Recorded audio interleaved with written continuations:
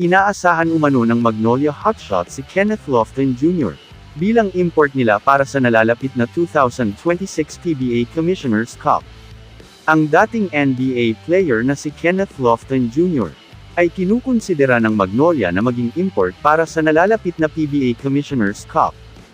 Ang dating manlalaro ng Grizzlies na si Kenneth Lofton ay inihayag sa pamamagitan ng Instagram na babalik siya sa Louisiana Tech College's basketball.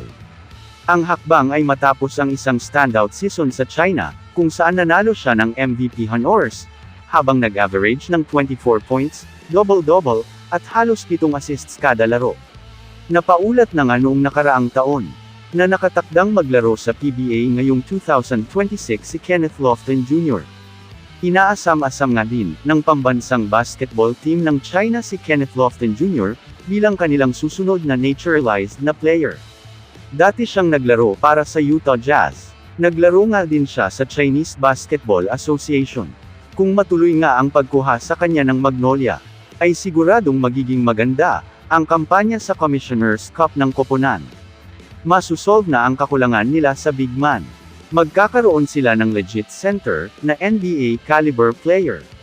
Pero kung makuha nga nila ito, ay pansamantalang solusyon lang sa kanilang big man center posisyon. Marami na rin itong nagpaglaro na koponan sa NBA. Hindi nga lang siya masyadong nagagamit. Pero kung inyong mapapanood ang mga laro nito kamakailan, ay napakalakas nito, lalo na sa ilalim. Kung matuloy na nga itong pagkuha ng Magnolia sa kanya, ay siguradong maganda ang kalalabasan ng kanilang koponan. Kamusta mga idol? Sports Zone PH para sa sports news and update. Kung bago ka pa lamang dito sa channel ko, pindutin mo na ang subscribe button at notification bell para lagi kang update sa mga sports news.